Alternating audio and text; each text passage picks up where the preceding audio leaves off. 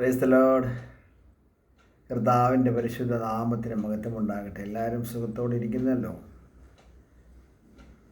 കർത്താവിൻ്റെ ചില ചോദ്യങ്ങളുണ്ട്. ആ ചോദ്യങ്ങളിൽ ഒന്നാണ് മോശയോട് ദൈവം ചോദിച്ചതാണ്. 14-ാം അധ്യായം പുറപ്പാട് പുസ്തകം അതിൻ്റെ 15-ാമത്തെ വാക്യമാണ്, നീ എന്നോട് നിലവിളിക്കുന്നത് എന്ത്? ഇതൊരു ചോദ്യമാണ് അല്ലേ? ജനം നിലവിളിക്കുന്നത് എനിക്കറിയാം. ദൈവം പറയാം, എനിക്കറിയാം അവരെന്തിനാണ് നിലവിളിക്കുന്നത്. അവരോട് ഞാനൊന്നും പറഞ്ഞിട്ടില്ലല്ലോ. നിന്നോടല്ലയോ ഞാൻ വാഗ്ദത്തമായി പറഞ്ഞത്, ഞാൻ നിങ്ങളെ കനാനിലെത്തിക്കുമെന്ന്. അപ്പോൾ കനാനിലെത്തിക്കേണ്ടതിനുള്ള പുറപ്പാടിൻ്റെ ആദ്യ പടിയാണ് ഇപ്പോൾ നിങ്ങളുടെ മുമ്പിൽ നിൽക്കുന്നത്. നിങ്ങൾ ഓർക്കുന്ന വഴിയില്ലെന്ന്. പക്ഷെ ഞാൻ വഴി 430 സംവത്സരങ്ങൾക്ക് മുമ്പേ, അതായത് നിങ്ങൾ മിസ്രൈമിൽ അടിമകളാകുന്നതിന് മുമ്പേ ഞാൻ വഴിയൊരുക്കി വെച്ചിരുന്നു. ഞാനെല്ലാം കരുതി വച്ചിട്ടാണ് ഞാൻ നിങ്ങളെ ഇങ്ങോട്ട് കൊണ്ടുവരുന്നത്. ഇനി നിങ്ങൾക്ക് മാറയിലെത്തുമ്പോൾ വെള്ളം കയ്പായി മാറും. ആ വെള്ളം കുടിക്കാൻ പറ്റത്തില്ല. അവിടെ ഞാൻ പരിഹാരം കരുതി വച്ചിട്ടുണ്ട്.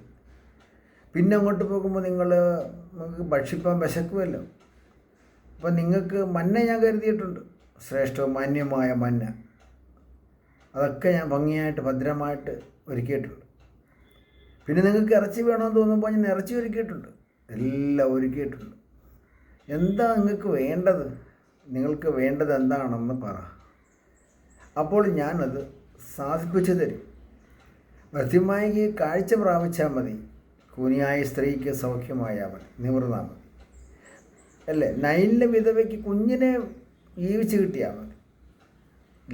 മറിയയ്ക്കും മർത്തയ്ക്കും ലാസറിനെ ജീവനോടെ കിട്ടിയാൽ മതി. ഇവർക്കൊക്കെ ഓരോ വിഷയങ്ങളുണ്ടായിരുന്നു. കർത്താവ് ഭർത്തിമായോട് ചോദിച്ചു, ഞാൻ നിനക്ക് എന്ത് ചെയ്തു തരണം? റബ്ബോനി എനിക്ക് കാഴ്ച പ്രാപിച്ച. പ്രിയരെ, നമ്മുടെ ആവശ്യങ്ങൾ എന്താണെന്ന് സ്തോത്രത്തോടെ ദൈവത്തോട് അറിയിക്കുക. ദൈവം നമ്മളോട് ചോദിക്കുന്ന ഒരു ചോദ്യമാണ്, ഞാൻ നിനക്ക് എന്ത് ചെയ്തു തരണം? അതെ, ആ ചോദ്യത്തിന് മുമ്പിൽ ഒരുപാട് കാര്യങ്ങൾ നമ്മൾ വിളമ്പ് വെക്കാതെ കർത്താവിനോട് സന്നിധിയിൽ ദൈവത്തോട് ഉള്ളതായ സ്നേഹത്തിൽ നമുക്ക് നമ്മുടെ സങ്കടങ്ങൾ ബോധിപ്പിക്കാം. ദൈവം നമ്മളെ വചനങ്ങളാൽ സഹായിക്കട്ടെ.